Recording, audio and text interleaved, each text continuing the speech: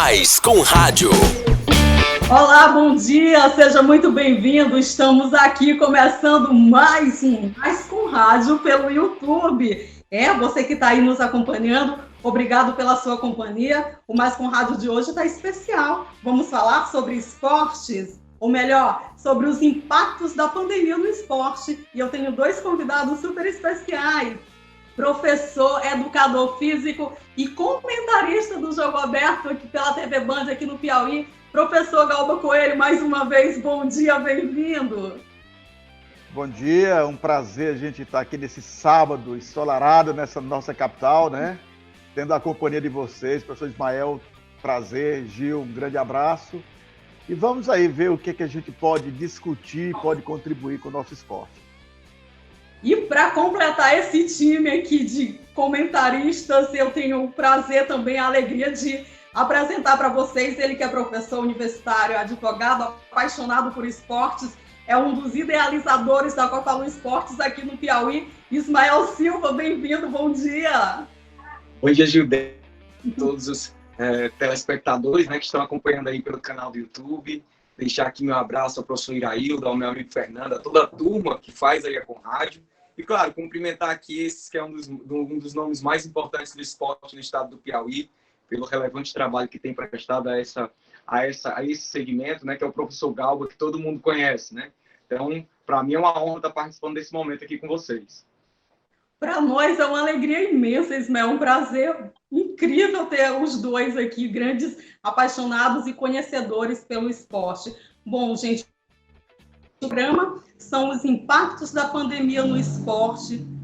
O mundo foi assim acometido, foi surpreendido logo no início do ano, quando foi decretado, né, a pandemia do novo coronavírus, quando a OMS decretou a pandemia, paralisações, cancelamentos, adiamentos de campeonatos, de jogos, em todas as modalidades.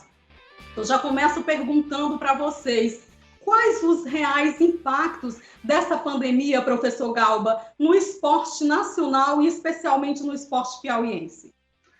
Porque o futebol, dentro de quadra, é um esporte de contato, né? E fora, o contato ainda é maior, né? Então, como a ciência, a medicina, um dos fatores para a gente abrandar a propagação do vírus é justamente o contato, o afastamento e o isolamento social, os shows, futebol, né, tiveram alguns segmentos da sociedade que foram atingidos em cheio, o turismo, e um deles foi o futebol. Então, a falta do público e a própria prática do futebol, que tem um contato, foi um dos primeiros a ser afetado. Então, o que a gente vai ver é justamente que, com a falta do esporte, e hoje o esporte é visto como um produto mercadológico, né, um produto de marketing, né, foi afetado de maneira assim, assustadora em todos os sentidos, né, financeiramente, principalmente, né? Então, o esporte tem que reinventar, esperar essa evolução do vírus, porque é desconhecido. A gente vê as autoridades, os imunologistas, né, batendo cabeça, que são as pessoas que seriam responsáveis para a condução dessa situação. O que a gente tem que esperar, né? E, em primeiro lugar, prevenir a vida e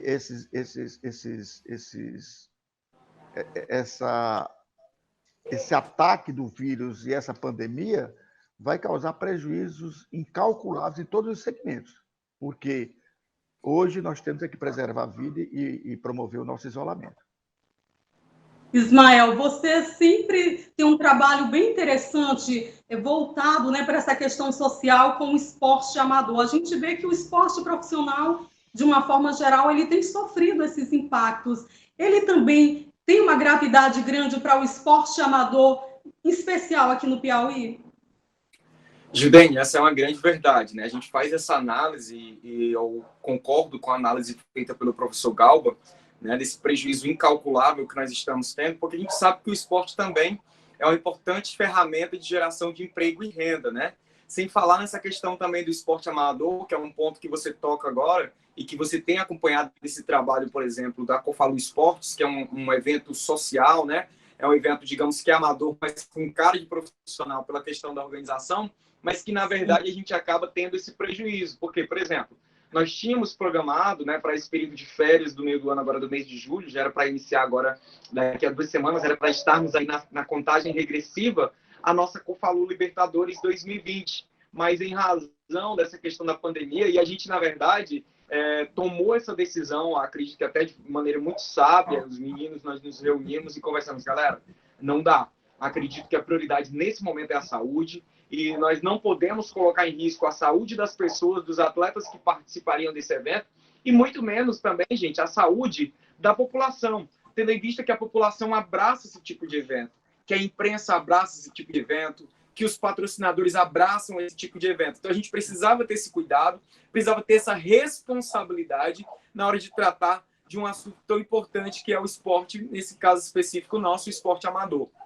Então, na verdade, essa tomada de decisão nossa, nós nem imaginávamos que íamos entrar em julho ainda com esse pico da doença, com essa preocupação, achávamos que seria algo um pouco mais rápido, não teríamos a noção da dimensão que era, nesse caso específico, a propagação, a proliferação desse vírus, mas que a gente tomou essa medida acertada, por exemplo, em relação a esse evento esportivo, né, da Cofalu Esportes. Mas, no modo geral, Gildene, esses são prejuízos incalculáveis mesmo, tanto no esporte amador quanto no esporte profissional. Eu me preocupo ainda mais com essa história do esporte profissional, porque o professor Galba, que é profissional de educação física, já foi coordenador de curso de educação física em faculdades, universidades, ele sabe muito mais do que eu como que é planejar um evento, como que é organizar um evento e fazer todo um planejamento, né, para a realização de um evento esportivo, e aí você se vê obrigado a adiar todo esse projeto. E, na verdade, você não está falando somente do evento, mas você está falando também do planejamento de muitos atletas de alto rendimento que tiveram o quê? Que tiveram que suspender esse sonho, né? Que tiveram que adiar, na verdade, esse sonho, com a exemplo aí das nossas Olimpíadas, né? Que estava tudo para ser realizado nesse ano e que agora sofre essa alteração aí, vai ser sobre esse processo de adiamento. E certamente isso frustra um pouco aí os planos dos atletas, frustra os planos da organização, mas a gente sabe que nesse caso específico é por um bem maior. Então, na verdade, tanto o esporte amador quanto o esporte profissional, o esporte de alto rendimento, acabam tendo aí consequências negativas em razão da pandemia do novo coronavírus. Bom, você citou aí a questão da Olimpíada, né, Ismael, que fica para 2021, ainda tem muito uma incerteza, né? Porque até agora não se encontrou ainda um medicamento, uma vacina para o novo coronavírus, então tem muito essa questão de incertezas. O COB, né, os organizadores da Olimpíada lá no Japão, dizem que se não acontecer em 2021, vai ser totalmente cancelada, não haverá mais Olimpíada. Eu queria saber, professor Galba, do senhor, que tem esse conhecimento amplo sobre o esporte local, qual a situação nesse momento de pandemia do esporte, do futebol piauiense? Dá para descrever um parâmetro, descrever como está essa situação? Eu acredito assim, tudo é indescritível, né? Porque depende exatamente da evolução do vírus, ninguém sabe, né? Eu falei há pouco, né? Sobre essas incertezas de quando voltar ou não. Esse planejamento, inclusive o professor Ismael, o doutor Ismael, foi muito feliz quando a gente promove um evento, a gente tem toda essa fase de um planejamento para trabalhar as etapas do antes, o durante e o depois da realização do evento. E o que eu noto é que o Campeonato Piauiense, faltando poucas rodadas para terminar, mas é um campeonato, por exemplo, eu acho deficitário em termos de renda. É totalmente diferente do Sul Maravilha do Campeonato Brasileiro. E, observando essa volta de alguns campeonatos, existe um protocolo da OMS, né? E que é seguido aqui pelo Ministério da Saúde, que recomenda os testes, toda uma proteção. Quando você vê um Flamengo e Boa Vista na televisão ali, o Vasco e Português, quer dizer, esses times retornando, existe todo um gasto, né? Testes e etc., para que você possa realizar esse evento. E gira algo em torno, se não me engano, de R$8 mil para ter uma partida só de gastos de preparar os atletas, de fazer teste, essas coisas. Então, eu fico pensando como é que seria para um futebol que R$8 mil não dá de renda, de voltar e ter a continuidade do campeonato. Então, é muito difícil. Você já isolou a torcida e os jogadores, para participar do devido contato, tem que fazer alguns testes, né? E soma essa importância de 8 mil, eu acho totalmente inviável. A não ser que há uma ajuda da própria CBF, que ganha muito dinheiro, né? As federações têm muito dinheiro através desse patrocínio direto da federação e não dos clubes, né? Então, eu não vejo assim como sensato pensar em voltar o Campeonato Piauiense. Basta ver o seguinte, como é que vai ficar a parte trabalhista? Os clubes de Teresina, praticamente quase todos, venderam o seu patrimônio. O River vendeu um patrimônio fabuloso, o Piauí, o Flamengo, quer dizer, todos os times venderam patrimônio para pagar dívidas trabalhistas. Como é que vai ficar a situação trabalhista desses atletas? Então, é muito complicado, tem que ser feito um estudo, por quê? Porque senão vai endividar os clubes, a não ser... Como é que você... Olha, o Flamengo e o Piauí, que só tem o Campeonato Piauiense, eles contrataram jogadores para até abril, tá certo? E aí, se você for fazer... Professor, eu queria falar com o senhor sobre essa questão, ainda sobre a questão de... O futebol piauiense, ele está realmente pronto para voltar? Tem esse... É o momento do futebol piauiense voltar? O senhor acredita? O senhor estava citando sobre tudo isso. Quero ouvir a opinião do senhor e do Ismael sobre essa situação. Tem toda essa problemática envolvendo recursos, testagens. É o momento realmente do esporte, de uma forma geral, no país voltar?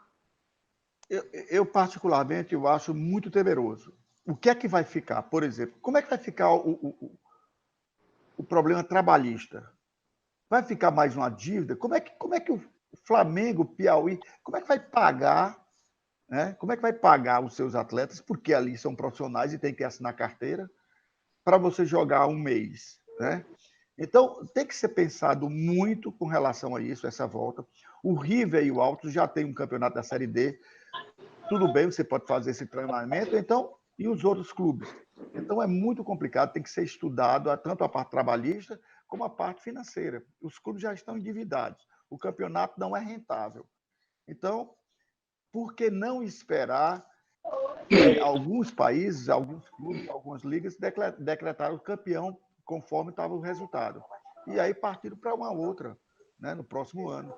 Então, assim, tem que ser estudado, porque o problema é o prejuízo financeiro e o que pode ficar para os clubes, né, em termos de prejuízo financeiro. E, na verdade, professor Galba, são dívidas de muito tempo, na verdade, né? E que elas foram se acumulando, né? Foram se tornando uma bola de neve dentro dos nossos clubes, ao ponto de esses clubes fazerem o que o senhor disse, né? Se desfazer de alguns patrimônios para poder saldar esses débitos, saldar essas dívidas. E aí a gente tem essa preocupação, por quê? Porque, na verdade, a realização de um jogo, qualquer que seja o campeonato, e a gente traz para a realidade do campeonato piauiense, há todo um custo, né?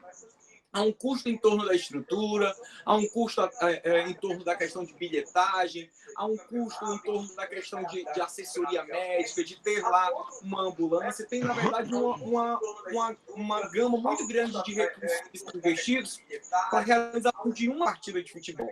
E aí o que acontece? Quando você não tem um campeonato tão atrativo para a população em tempos normais, digamos assim, imagine em tempos de pandemia, né? Então, em tempos de pandemia, a tendência era que houvesse ainda mais crédito em relação ao futebol, houvesse um desinteresse maior. Por quê? Porque, na verdade, a gente precisa do torcedor no estádio. E quem é o torcedor que costuma ir ao estádio aqui no Piauí? O River Atlético Clube tem uma certa quantidade de torcedores, tem uma organizada que participa, os clubes do interior, o próprio Flamengo do Piauí ainda tem uma torcida, mesmo que ainda tímida nos últimos anos, mas ainda vai lá e participa. E isso tudo geraria aglomeração. E detalhe, professor, tem um ponto mais importante que também precisa ser destacado. Se esses clubes já encontravam em tempos normais, né, saldar essas dívidas, esses débitos que possuíam e que adquiriam, né, no decorrer do tempo, até para que ele pudesse funcionar nesse sistema de clube-empresa, digamos assim, imagine agora nesse tempo de excepcionalidade, né, nesse tempo de exceção, de pandemia. Porque, primeira dificuldade que o clube encontraria seria para encontrar patrocinadores. Por quê?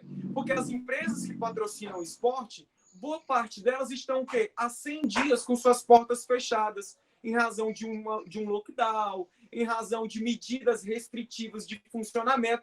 E isso significa dizer o quê, gente? Isso significa dizer que é menos saldo na conta da empresa para investir em esporte, né? Então, eu acredito que agora vai ter que ser repensado esse retorno do futebol, mas com responsabilidade, né? A temporada ficou bastante prejudicada aqui no estado do Piauí. O que ainda se salva são aí Altos e River, porque tem uma Série D para disputar mais à frente. Pode ser que ainda consiga aí ter algum tipo de apoio financeiro. Eu acredito que a CBF possa até intervir nisso, apesar de entender que muitas das vezes a CBF parece não ter muito esse interesse, deixa as federações de forma bem autônoma mesmo, e isso me preocupa muito, porque esse é um momento que essas federações precisariam desse suporte da CBF. Afinal, só existe a CBF porque nos estados, de forma regionalizada, nós temos as federações, certo? Então, descentralizar isso, e agora sim, é preciso mais do que nunca que a CBF realmente entre nessa situação, possa ajudar esses clubes, né? Aqueles campeonatos que vão tornar. E, claro, a medida mais prudente agora nesse momento é sentar, conversar, dialogar com os clubes, dialogar com os profissionais e colocar a ciência acima de qualquer questão financeira, acima de qualquer lucratividade. Eu acredito que esse momento é um momento de pensar com racionalidade, sem expor ninguém, sem colocar a saúde de ninguém e a vida de ninguém em risco. Bom, pelo que eu entendi, vocês não são favoráveis ao retorno do futebol nesse momento, né? Em alguns campeonatos pelo mundo já começaram há 3 semanas. Aqui no Brasil, há 2 semanas mais ou menos, teve retorno aí o Campeonato Carioca. O professor Galba até citou, você também citou essa questão da testagem, da necessidade de testes. Agora eu pergunto para você, como se testar se os clubes reclamam muito, se não se tem teste para todo mundo, e se os clubes reclamam muito da falta de recursos? Como garantir essa testagem em massa? E o jogador deixou de ser tratado como um ser humano, passou a ser tratado realmente como um super-herói, que está imune a qualquer tipo de problemas? Judene, na verdade, assim, o que acontece? Em relação a essa questão do retorno do futebol na Europa, com relação ao retorno do futebol carioca, por exemplo, não há uma unanimidade, a gente sabe disso. Por exemplo, na Europa, o retorno do futebol voltou-se o retorno do futebol, né, nesse caso, a retomada do esporte, dos campeonatos esportivos, com uma condição, a condição dessa questão das testagens. São países de primeiro mundo, são países desenvolvidos, né? E que, na verdade, esse pico e esse período de pandemia do vírus, do novo coronavírus, começou bem antes de chegar ao Brasil. Quando chegou ao Brasil, a Europa já estava enfrentando esse problema há 3, 4 semanas. Então, eles conseguiram aí se organizar melhor, e no decorrer dessa caminhada, por ter mais recursos financeiros também, certamente conseguiram aí fazer a retomada desse futebol, né, de forma até responsável. Em alguns países da Europa, né, se estabeleceu alguns clubes como campeões. Em outros países, na verdade, houve realmente a retomada do campeonato de onde tinha sido parado anteriormente. E aqui no Brasil não foi muito diferente. Aqui no Brasil, com a retomada, por exemplo, do primeiro campeonato de futebol, que foi o Carioca, a gente percebeu o quê? Diversas manifestações de clubes, dirigentes, torcedores. É claro que a gente sente falta. Eu sou torcedor, o professor Galba é torcedor, é comentarista esportivo. Você, Gildênia, tem essa paixão pelo esporte, Fernando também. A gente sente falta do esporte, mas a gente não pode colocar esse nosso desejo próprio de ver o esporte a qualquer custo ao ponto de colocar a saúde das pessoas em risco. Então, na verdade, o nosso desejo é que haja o retorno do futebol, haja, mas que esse retorno do futebol seja feito de maneira responsável, de maneira que se pense na vida daqueles que estão envolvidos. E quando se fala em futebol, quando se fala de esporte, eu estou falando de quem? Eu estou falando de torcedor, eu estou falando de jogadores, eu estou falando de profissionais da imprensa, eu estou falando de equipe de arbitragem, eu estou falando de equipe que organiza o evento, eu estou falando de federação, eu estou falando de gandula, eu estou falando da tia que vende o espetinho, que vende a pipoca lá dentro do estádio de futebol. Então eu tenho que pensar nesse conjunto de pessoas. Então eu preciso ter esse olhar humano. Tanto que lá no Rio de Janeiro há controvérsias muito grandes com relação ao retorno do futebol. Alguns clubes se manifestaram o contrário, jogadores do Fluminense, jogadores do Botafogo, a imprensa em alguns momentos se manifestou o contrário, mas aí houve essa retomada do futebol, a federação optou mesmo contrário aos interesses de alguns clubes, né, a opinião de alguns especialistas, a retomada do futebol. E aí, a pergunta que fica realmente que você fez, nossos jogadores são super-heróis? Estariam eles imunes, porque são atletas imunes ao novo coronavírus? Então a gente precisa ter essa preocupação. O futebol do Rio de Janeiro voltou aí, tá fazendo essas testagens, mas eu não sei se ainda é o passo correto, se é o momento correto para essa retomada do futebol. O importante é que haja um diálogo entre as federações, entre as confederações e também com a ciência. Haja um diálogo aí com os profissionais da área que realmente sabem aí quais são os pontos principais, os pontos primordiais que devem ser levados em consideração na retomada de um esporte tão de uma magnitude tão grande como é aí o futebol. Professor Galba, qual é a sua posição sobre esse retorno do Campeonato Carioca, né, agora recentemente? Eu assino embaixo o que o Ismael falou e acrescentaria o seguinte: o futebol carioca, por exemplo, como o Flamengo, naqueles jogos, o que ele ganhou só com a transmissão através da internet foi 10 milhões, tá certo? Então, veja bem, nós estamos falando de campeonato piauiense. Esse Sim. contato que esses jogadores vão ter, eles são cidadãos comuns, tá certo? Que terminando o jogo, ele vai para casa. O profissional da imprensa vai para casa. Na casa tem sua família, tá certo? Tem os seus pais, tem idosos, tem esse contato. Então, gente, tem que ter muito cuidado. Eu vou dar um exemplo.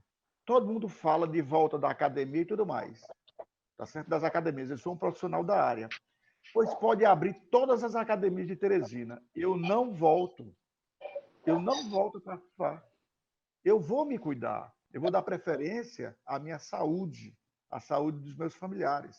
Tá certo? Então não adianta voltar. Então, você comparando a Europa com o Brasil, com o Rio, com o Flamengo, que é um time fantástico, que tem dinheiro, tá? Já tem uma diferença. Agora você imagine esses jogadores jogar em Piripiri ou em Altos, tá? Depois eles voltam para o seio de sua família, tá certo? Então basta que esteja contaminado para contaminar todo, e ali ser um vetor para isso em todas as famílias. Então é muito cuidado, é uma responsabilidade muito grande. Assino o que o Ismael falou. Eu acho que deveria se pensar muito na estrutura que nós temos com relação onde está voltando. É porque tem toda a infraestrutura que cerca e que protege. Tá? Aqui nós vamos ter essa estrutura? A pergunta é essa.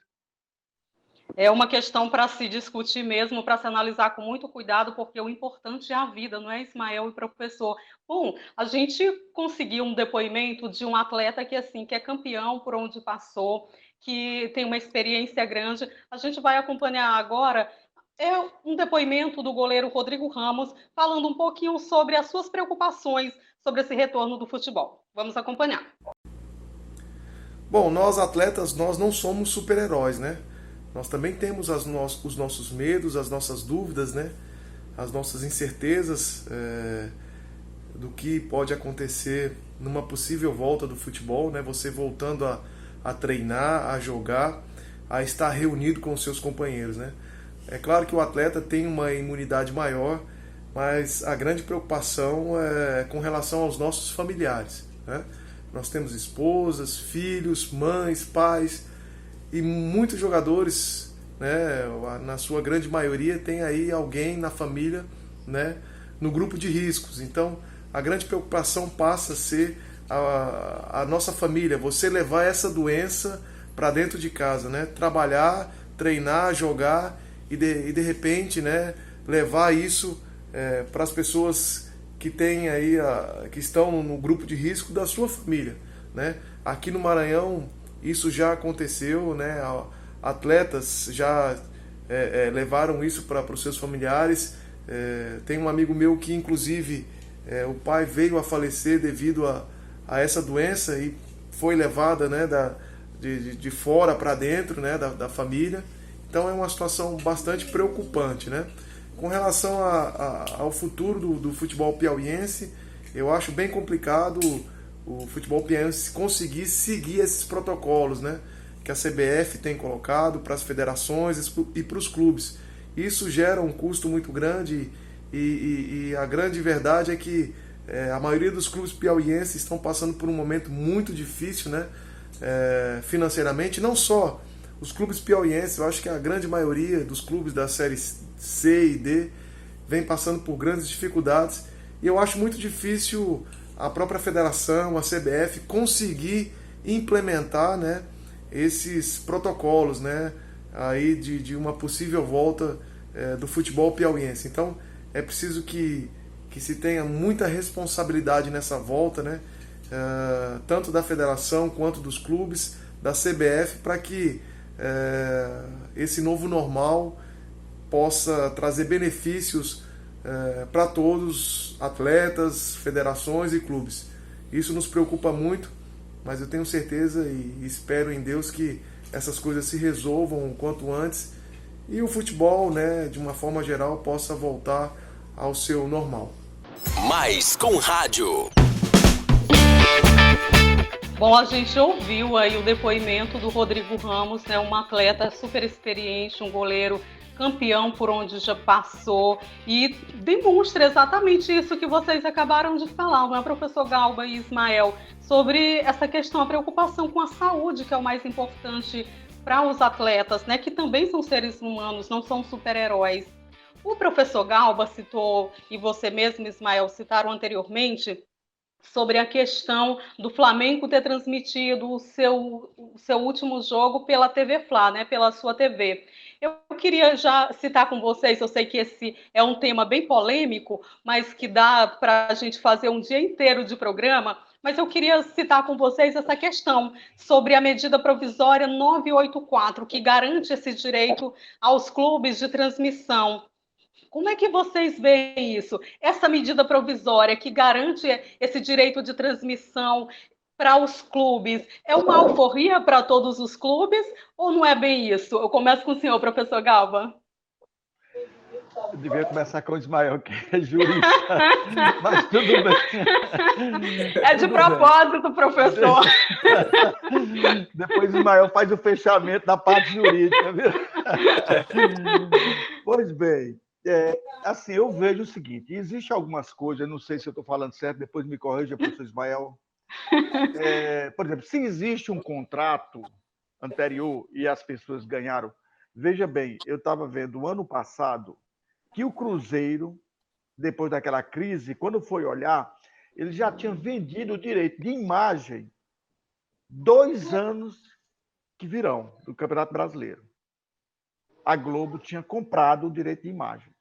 Então, isso provavelmente é um direito adquirido, não sei. Essa medida provisória, ela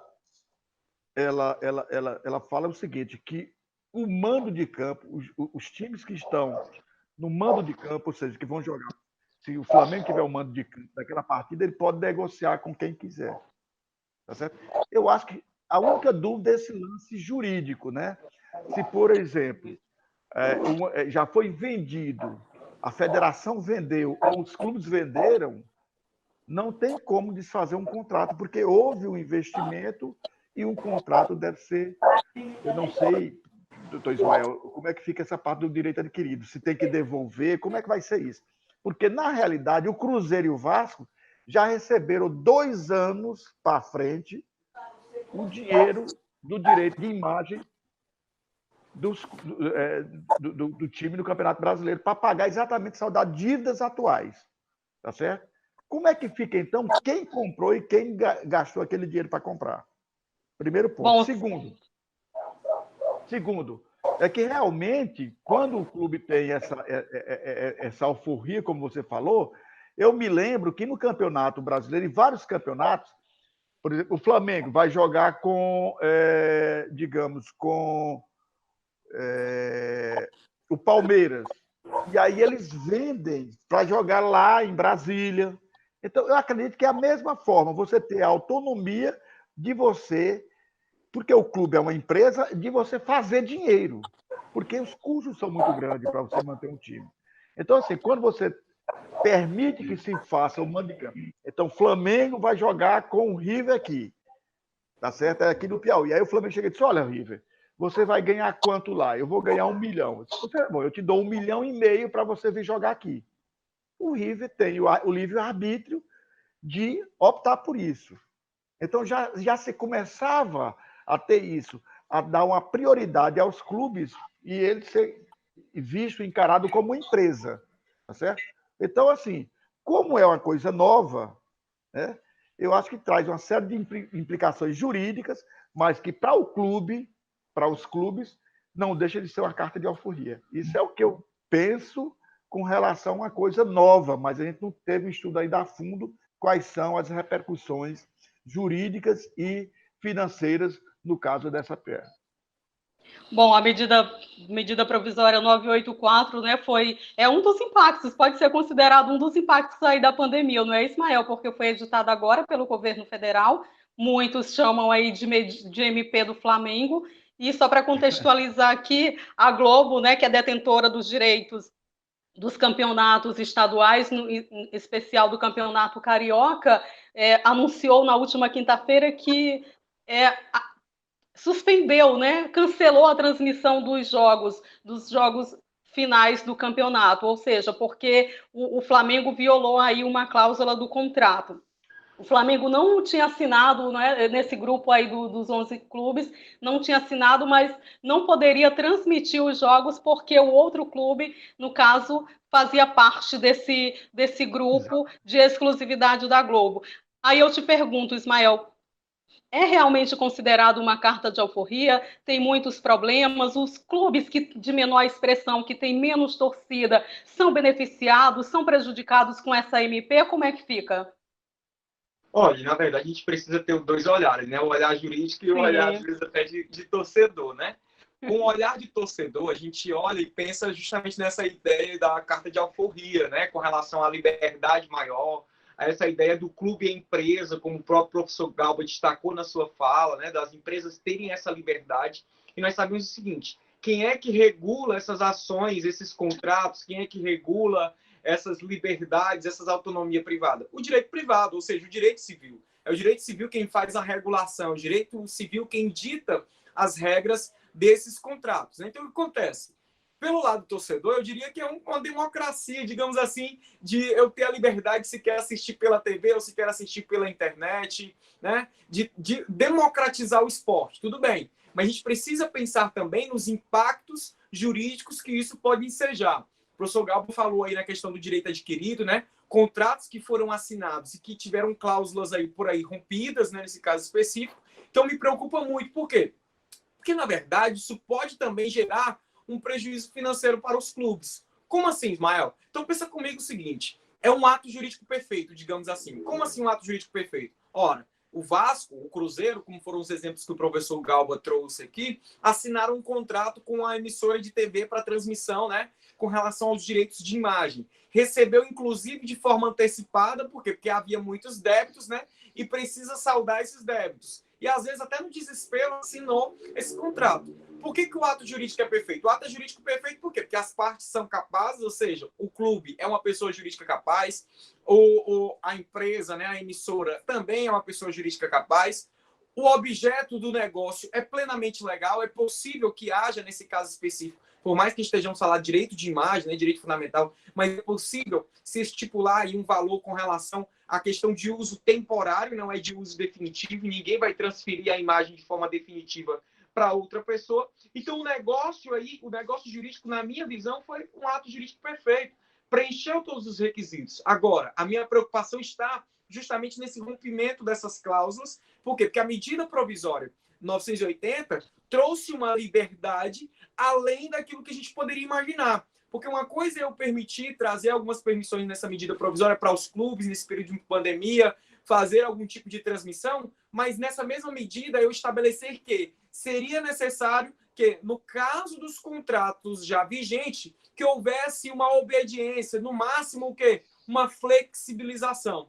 Então isso gerou uma preocupação, um incômodo muito grande em uma das partes, nesse caso a emissora, e a gente viu o que aconteceu agora recente com o Campeonato Carioca, como você bem citou, Gildene, em relação a essa suspensão da transmissão do Campeonato Carioca, certamente talvez não gere tanto prejuízo para o torcedor, porque está na reta final do campeonato, mas isso gera, na verdade, um incômodo. Por quê? Porque eu tenho uma insegurança jurídica, né? A transmissão, que tinha o direito de imagem, não vai mais transmitir o futebol carioca em razão dessa desobediência por conta do Flamengo. Aí você pensa, mas desobediência por quê, Ismael? Se o Flamengo não tinha contrato assinado, né? Poderia imaginar dessa maneira. Gente, a gente precisa entender que há uma maioria, nesse caso específico aí, que fechou esse contrato com o direito de transmissão. Agora, essa preocupação que eu tenho, na verdade, na questão jurídica, é que isso pode ensejar em algum tipo de responsabilização para o clube. Agora, é claro que essa MP, que seria essa carta de alforria,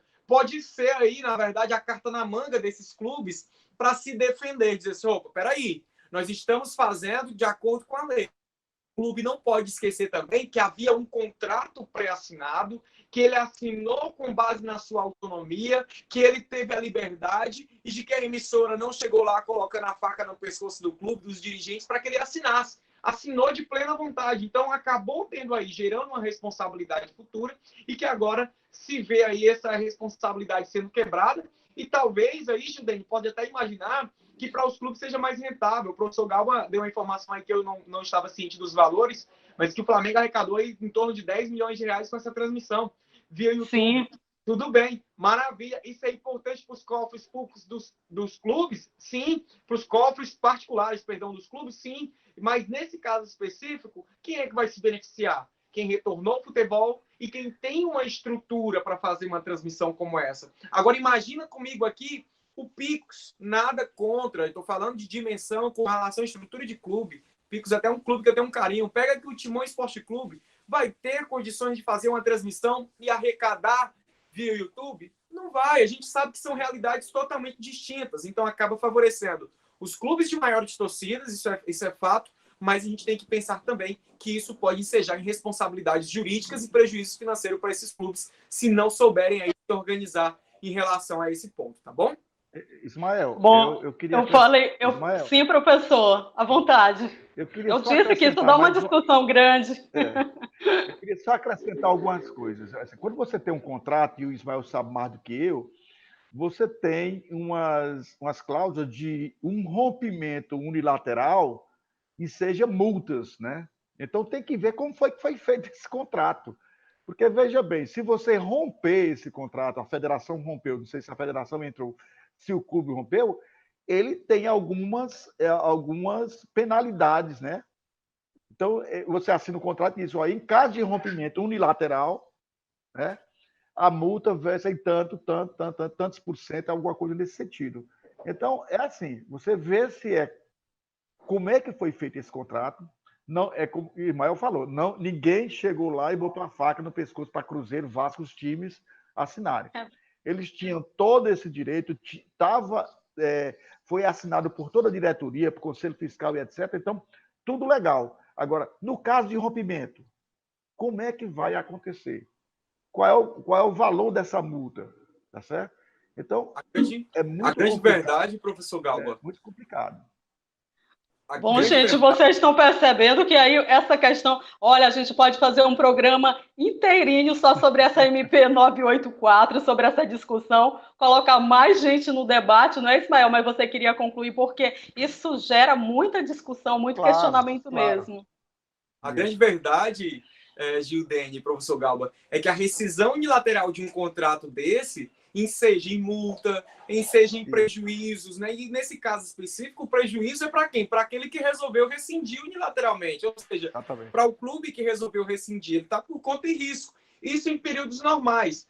Claro que nós estamos vivendo um período de excepcionalidade, mas a gente não pode esquecer que também nesse período de excepcionalidade precisam ser preservados, né, direitos que foram estabelecidos anteriormente. Por isso a historinha aí do direito adquirido, né, de situações que foram aí conquistadas ao longo do tempo, que foram resultados de um contrato assinado voluntariamente. Então, nesse caso aí, precisa entender também que, por mais que estejamos em um período de exceção, em um período de... alguns pontos desses contratos precisam ser preservados. E aí a gente precisa saber em quais condições, quais foram os requisitos, o que foi estabelecido nessas rescisões contratuais. Bom, nós vamos voltar, se a Conrádio deixar, a gente volta para falar sobre essa MP e falar sobre muitos outros questionamentos, com certeza, colocar mais pessoas aqui nesse debate, porque a Globo rescindiu, né, cancelou as transmissões, pelo que a gente acompanhou de informações nos sites da imprensa especializada, a Federação Carioca já pediu para os clubes não transmitirem os seus jogos pelos seus canais de TV, né, pelas TVs clubes, aí já pensando em conversar com a emissora, que é detentora dos direitos, para ver sobre isso, e também colocando, pelo que a gente viu na nota da emissora, ela vai cumprir o contrato até o final do ano, fazer os pagamentos que foram acordados até o final do ano, então é uma questão muito séria e bem delicada mesmo. Gente, infelizmente o nosso programa está chegando ao final. Eu quero dizer assim que foi uma alegria muito grande ter os dois aqui nesse dia, nessa manhã, aqui conversando sobre esses impactos do esporte com a gente. Obrigada às pessoas que estão participando aqui do chat conosco. Tem a família aqui participando, né? A Gilma Andrade, Gildásio, tem o Bruno, a Ene Lima, todo mundo participando, abraçando a você que nos acompanha. E só para finalizar, professor, eu quero que o senhor deixe aí a sua mensagem e diga o que o senhor espera do futebol piauiense nesse momento, do esporte piauiense de uma forma geral nesse momento, já que a gente obteve, né, ver as informações da Federação de Futebol aqui do Piauí, dos sites especializados que, de acordo com essas informações, o futebol piauiense ele deve retornar em agosto ou no máximo em novembro. Qual é o seu pensamento, o seu sonho para o esporte aqui no Piauí? Bom, eu gostaria de falar não só do futebol, mas em todos os esportes. Sim. A gente está sentindo isso também nos esportes de quadra, nas pistas de atletismo, por exemplo. Lá eu trabalho na UESP, nós temos uma pista maravilhosa que não foi inaugurada ainda, principalmente agora pela pandemia, né? Então a gente está doido para colocar os atletas ali, porque ali é um celeiro, né, de valores que acontece no atletismo piauiense. Então, assim, desejar que a gente pense muito na base, que trabalhe muito a base, porque na realidade nós precisamos dessa base para fomentar o futebol profissional. E também o esporte de quadra, lembrando que algumas pessoas, eu vejo algumas entrevistas que a pessoa chega, olha, o futebol, o esporte tira da droga. Ela não tira, ela não deixa entrar. É totalmente diferente. Ele é preventivo.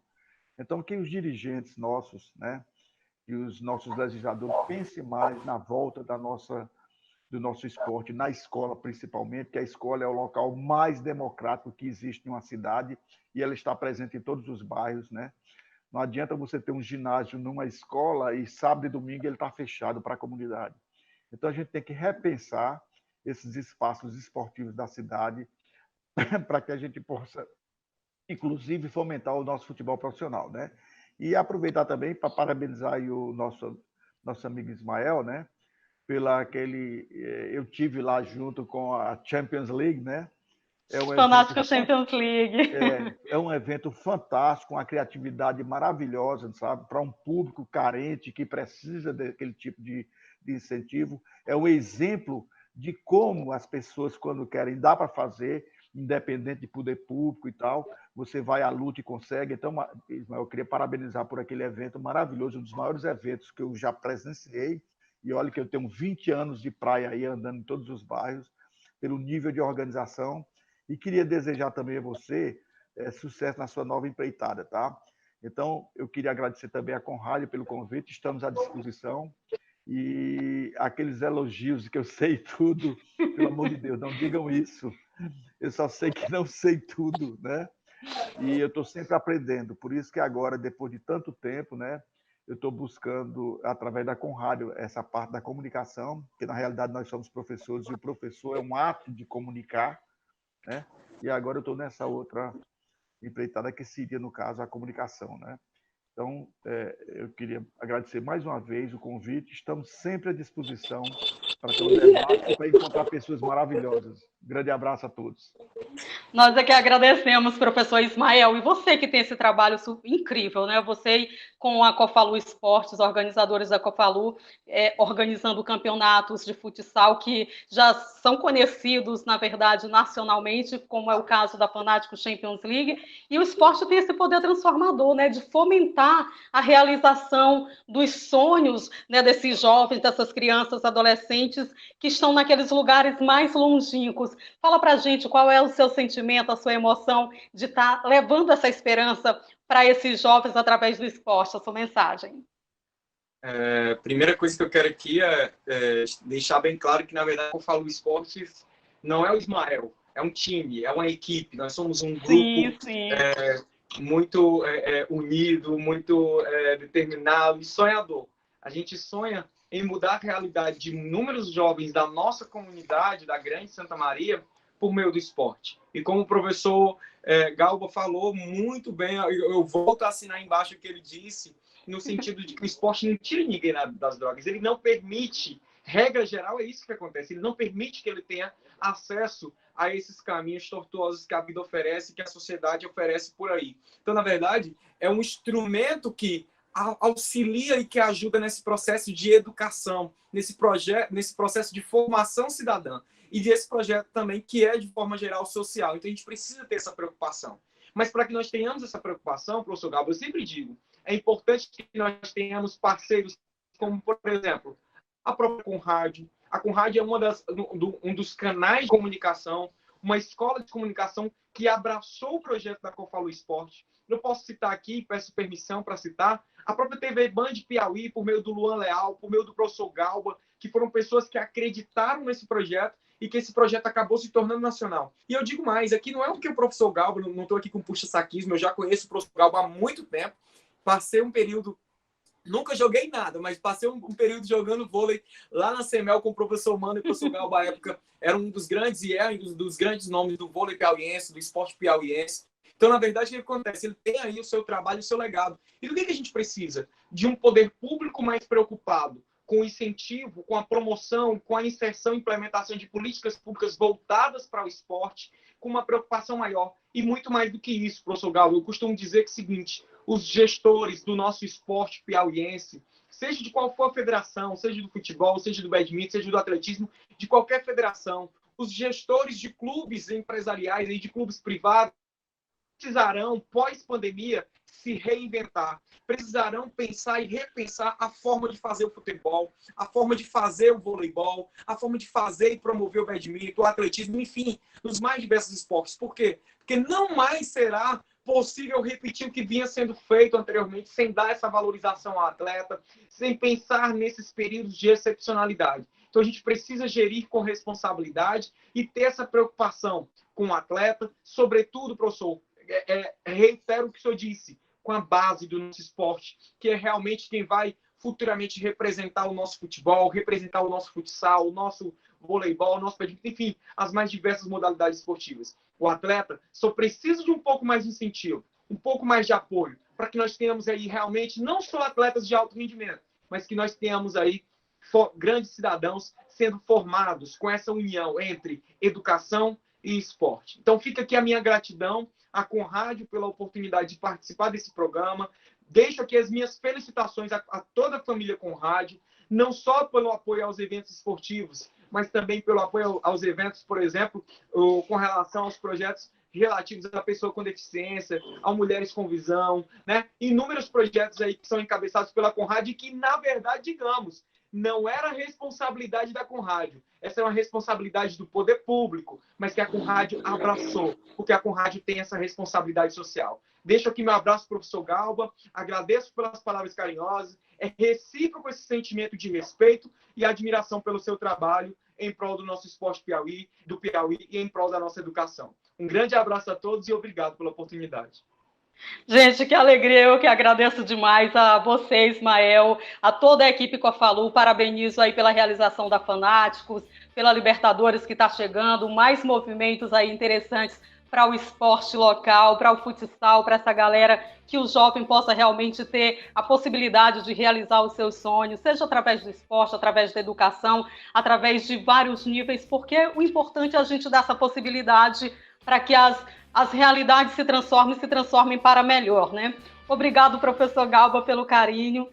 O senhor aqui com a gente, obrigado ao Jogo Aberto, à Band Piauí, por estar sempre com a gente. É um prazer. Eu quero agradecer demais a todo mundo que participou pelo chat, a você que está nos acompanhando nesse sábado, já tarde de sábado, e dizer assim que fica o nosso agradecimento imenso e o nosso desejo de que essa pandemia passe o mais rápido possível, para que o esporte possa voltar, seja nesse novo normal, mas de uma forma respeitosa com os atletas, seja no badminton, como vocês falaram, na natação, no vôlei, no futebol, na Fórmula 1, em todos os âmbitos, porque o esporte ele realmente é transformador, ele possibilita, né, que as pessoas se sintam melhor, estejam cada vez mais felizes, e é muito bom a gente estar comentando sobre esporte, falando sobre transformação de vida.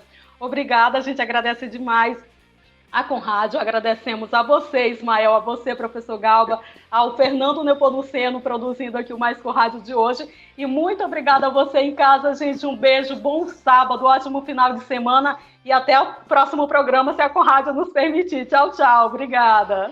Dá um abraço. Mais Conrádio.